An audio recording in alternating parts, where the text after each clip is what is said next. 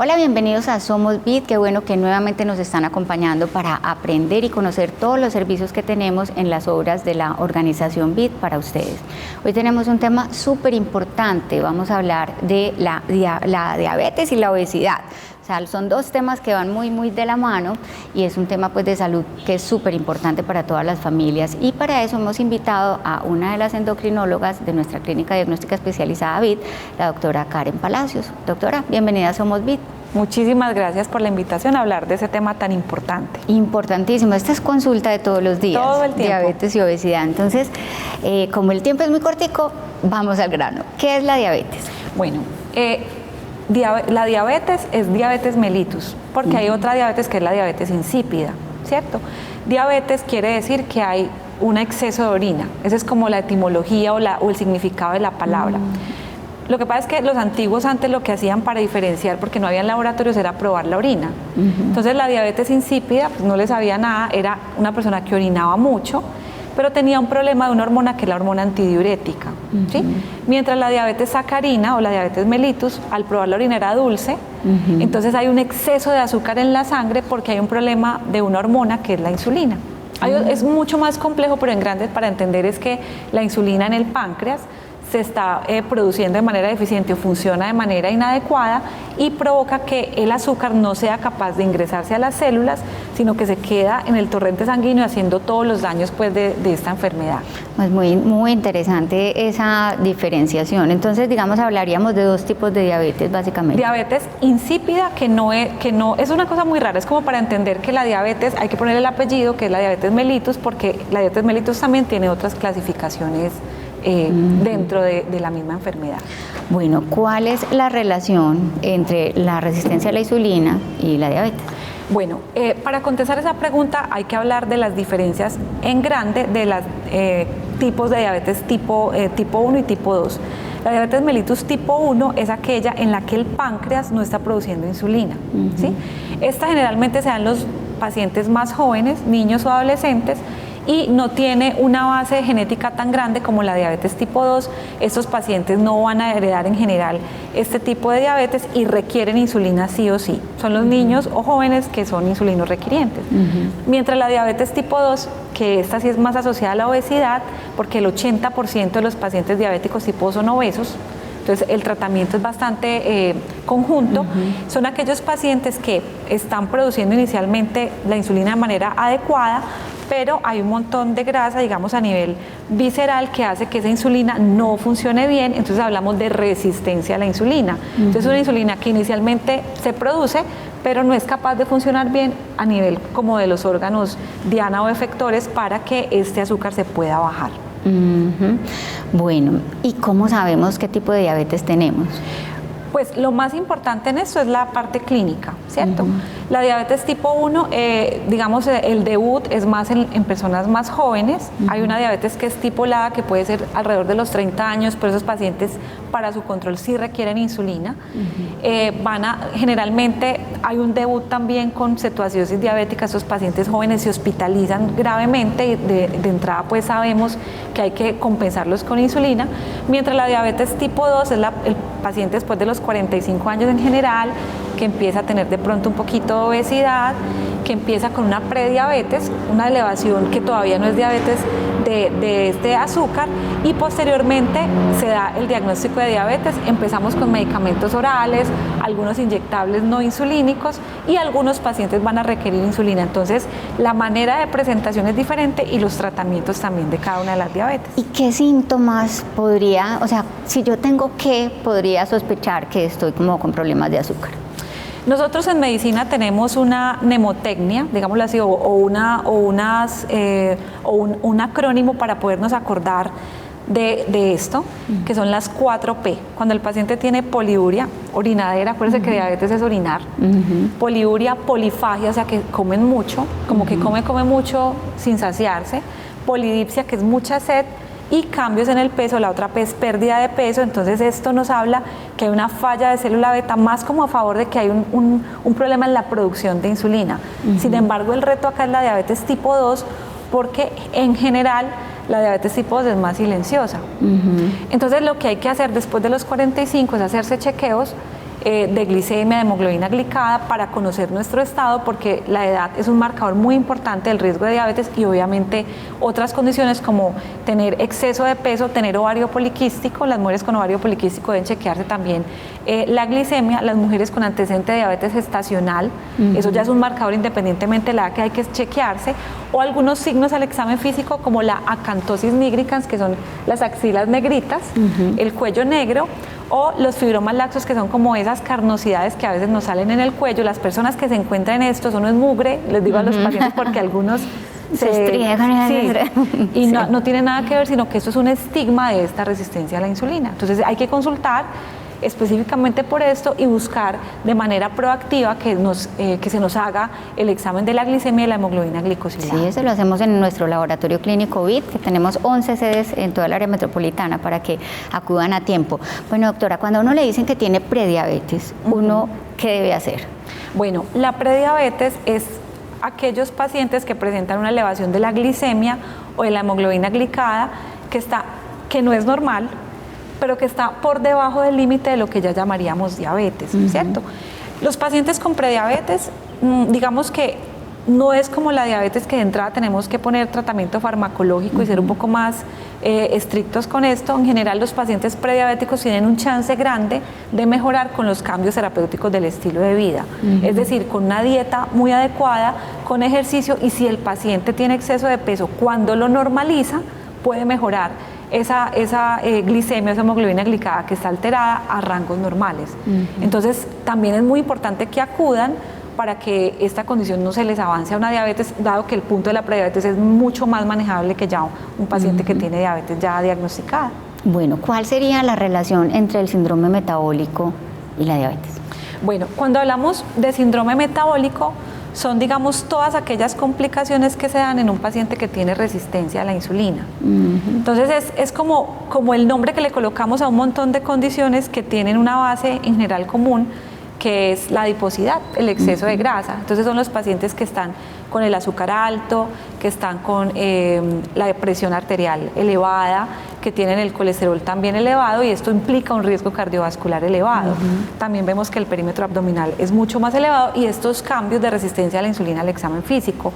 Esto es completamente manejable. Vuelvo y digo, yo soy una convencida y enamorada de los cambios del estilo de vida porque lo veo en consulta. El año pasado, en diciembre, de un señor con síndrome metabólico, se puso muy juicioso, perdió 11 kilos, mejoró masa muscular, y en este momento este señor está completamente saludable. Ay, qué bien. No tiene problemas de los lípidos, del colesterol, del azúcar. Entonces es algo que de verdad da resultados, y como les decía, es como el conjunto de condiciones a las que les ponemos un nombre común, que con el tratamiento de los cambios del estilo de vida los pacientes van a tener una mejoría muy grande. Muy bien, vamos a hacer una pequeña pausa y ya regresamos para seguir aprendiendo sobre este importante tema.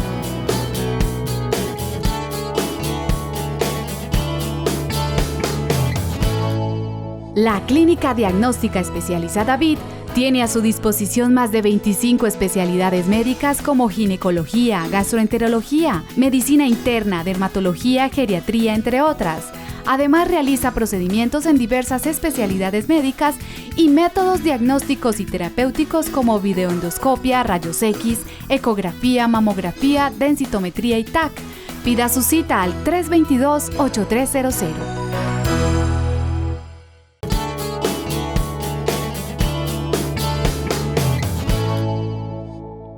Muy bien, continuamos en Somos BID, hoy hablando con la doctora Karen Palacios, endocrinóloga de nuestra clínica diagnóstica especializada BID, sobre este tema tan importante de la diabetes y la obesidad. Entonces, doctora, ¿el sobrepeso y la obesidad nos pueden dar diabetes? Estamos en pandemia de COVID, ¿sí o no? Pero también tenemos otra pandemia que la llamamos diabesidad. O sea, es la suma del crecimiento de la obesidad y el crecimiento de la mano de la diabetes, porque una persona obesa, como lo hablábamos al principio de esta espectacular conversación, nos va a dar resistencia a la insulina y nos va a dar también exceso de azúcar. Les cuento un dato impactante, y esos son datos del 2015. Yo creo que si los actualizáramos, la cifra sería mayor. Imagínense que el 56.4% de las personas colombianas mayores de 18 años, no me refería a los niños, presentan sobrepeso o obesidad. Es decir, que una de cada dos personas que yo vea en la calle o está con obesidad o tiene sobrepeso. O sea, eso es una pandemia. Sí. Y yo les decía también que el 80% de los pacientes diabéticos tipo 2 tienen obesidad de base. Entonces miren cómo está muy relacionado y estamos en un crecimiento que esperamos que sea más grande a futuro. Entonces hay que hacer mucha conciencia de eso. Yo creo que la diabetes tipo 2, al estar de la mano de la obesidad, pues tenemos que tratarlas a las dos de la mano. Sí. Y el tratamiento de la obesidad es un pilar fundamental para el tratamiento de la diabetes. Nosotros pensábamos antes en la medicina que un paciente rotulado como diabético tipo 2 ya era diabético para siempre y por siempre. Hubo un estudio hace un par de años que se llama el DIRECT. No les voy a dar pues como todos estos datos médicos, pero es como para que miremos el impacto que ya en la literatura médica tiene esto, que vieron que las pérdidas grandes y sostenidas de peso en los pacientes con obesidad y con sobrepeso hacían que la diabetes desapareciera. Entonces miren que también como cambiar un poquito el foco, que el paciente diabético simplemente va cada 3 meses por lo mismo y el parámetro está bien. Si realmente queremos hacer algo más de base, pues hay que tratar la obesidad. O sea que definitivamente no podemos hablar de diabetes tipo 2 y de obesidad. Diferente a la diabetes tipo 1, como les comentaba, que es que el páncreas sacó la mano y ya. Sí. Pues ahí sí no hay simplemente usar la insulina, no estigmatizar al paciente diabético tipo 1 porque simplemente le dio esa enfermedad y punto. Pero en la diabetes tipo 2 sí tenemos un poco más de oportunidad si el paciente cambia su estilo de vida, de cambiar esa historia natural de la enfermedad. Entonces definitivamente es una pandemia y van de la manito. Sí, es cierto. Bueno, doctora, ¿y los triglicéridos y el colesterol, qué papel juegan ahí para la obesidad? A ver, cuando yo tengo obesidad, los triglicéridos se van a subir, porque esto también tiene que ver con la parte de alimentación, ¿cierto? Entonces, generalmente, si yo tengo un problema de alimentación, los triglicéridos se van a subir. Pero también hay otra relación que vale la pena mencionar. Hay pacientes que tienen triglicéridos elevados, eso los llamamos hipertrigliceridemias, de manera familiar, es decir, que los triglicéridos se elevan porque los producen, pues porque no se metabolizan bien por los pacientes, y los triglicéridos elevados pueden ir al páncreas, inflamarlos y alterar esa producción de insulina. Entonces, uno puede tener diabetes post-pancreatitis y una causa de pancreatitis adicional al alcohol, eso lo sabemos, son los triglicéridos elevados. Entonces, todo va como de la mano, manito. Total, y el estilo de vida, la alimentación saludable, hacer ejercicio, o sea, todo desencadena en ese estilo de vida que siempre estamos promoviendo acá en el programa. ¿La tiroides qué papel tiene que ver con la diabetes? A la pobre tiroides le echamos la culpa de muchas cosas. No, la verdad es que los problemas tiroideos no se asocian a obesidad, siempre recalco eso cada vez que puedo en estos medios, en la consulta, en conferencias con médicos, con todo el mundo, y hay que replicar esto porque si no nos quedamos siempre dando vueltas en lo mismo. Que mi problema tiroideo me tiene con obesidad, entonces yo no cambio, y eso no es verdad. Hablamos en otras oportunidades de cuáles serían las causas hormonales de la obesidad, la cual la tiroides la sacamos de ahí. ¿Listo? Entonces los problemas tiroideos no causan ni obesidad ni tampoco diabetes. Lo que pasa es que a veces, como la obesidad es tan frecuente, la diabetes también, no tanto como la obesidad, pero también es frecuente. Podemos decir que hasta el 10% pueden tener algo de problemas de glicemia, prediabetes o diabetes, y los problemas de tiroides también son frecuentes. Entonces puede ser que en un mismo paciente coexistan las 3 enfermedades, pero no quiere decir que los problemas tiroideos me causen lo otro. Listo, pueden coexistir, mas no son causa-efecto, digámoslo así, no son causales de estos problemas. Bueno, ¿cómo entonces es, digamos, como el esquema completo para que un paciente sea diagnosticado, pues, que es diabético? Definitivamente, la diabetes se diagnostica por laboratorio. Yo puedo tener las 4P que les mencionaba al principio: polidipsia, polifagia, poliuria, pérdida de peso, ya les expliqué qué era cada una de ellas, y hacerles el examen de glicemia, entonces no, ¿cierto? Entonces los síntomas no necesariamente me hablan de que el paciente sea diabético. Para eso hay exámenes, pero aquí hay que hacer otra salvedad. Yo puedo tener exámenes de sangre normales, pero tener resistencia a la insulina. Y eso clínicamente, lo que les decía, la acantosis nigricans, que es esa coloración negra de las axilas, del cuello, de las zonas de pliegue, o los fibromas laxos. Si yo tengo esto, yo tengo que abrir el ojo, porque eso es un marcador que hay algo disfuncionante en mi cuerpo, y así la glicemia está hoy normal, tengo que cambiar. Van a ver que bajan de peso, hacen ejercicio, eso mejora, y eso sí es un marcador de que sí hay una resistencia a la insulina, así el laboratorio esté normal. Muy importante, muy interesante también pues que aprendamos a distinguir eso. Bueno, y las personas con diabetes, bueno, no la digamos de su enfermedad del páncreas, ¿cierto? Pero los que son pues así como que se la consiguieron por malos estilos de vida, ¿pueden mejorar? Bueno, sí, claro que sí. También quiero hacer como una claridad. El estilo de vida es un marcador grande de la diabetes tipo 2, pero hay pacientes que pueden tener diabetes tipo 2 que son delgados. Porque es que la diabetes tipo 2 sí tiene un componente genético. Entonces, si mi papá es diabético, mi tío, mi abuelita, y yo como igual que mi esposo, pero a él no le dio diabetes y a mí sí, yo ya vengo con esa marquita. Entonces, como que ponerle el peso solamente al estilo de vida no, sino que el mensaje es que hay una predisposición genética y yo me tengo que cuidar un poquito más que los que viven conmigo. ¿Y cuidar es qué? ¿Baja dieta de Claro, dulces? claro, por ejemplo, eso para todo el mundo. Yo creo que eso no debieran hacerlo las personas con diabetes, sino todos. Evitar tanto azúcar. A los niños antes de los 3 años no deberían comer azúcar por muchos motivos. Venga, le doy un confitico al niño. Eso está completamente inadecuado. Promover un poquito más la actividad física, mínimo 150 minutos a la semana, para perder peso son 300 minutos semanales. Evitar las comidas ultraprocesadas, volver como más a la comida real. ¿Cuáles son los ultraprocesados? Las comidas que son de paquete, envasadas. Es mejor, mucho mejor la comida, lo que comían nuestros abuelos. Comer arroz, comer frijol, comer sopas, pero volver a eso, no tanta grasa, pero como más una comida más real y menos procesado. Si nosotros vivimos con eso realmente, la incidencia de diabetes y obesidad sería mucho más pequeña. Entonces, el mensaje grande es, si bien los pacientes que tienen diabetes tienen que hacer estos cambios, los que no tenemos diabetes también. Deberíamos hacerlo y recordar que un factor de riesgo para la diabetes tipo 2 es tener más de 45 años.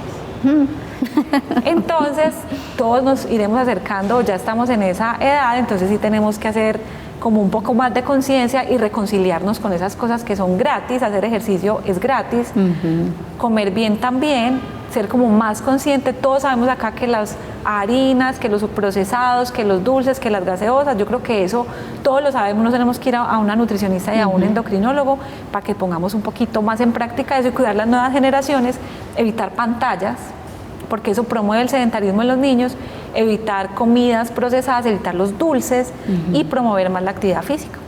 Excelente Más mensaje. tiempo en familia. Sí, más tiempo en familia y como dice la doctora, el ejercicio es gratis, salir a caminar, disfrutar de este paisaje tan lindo que tenemos en nuestra ciudad y en familia, mejor todavía.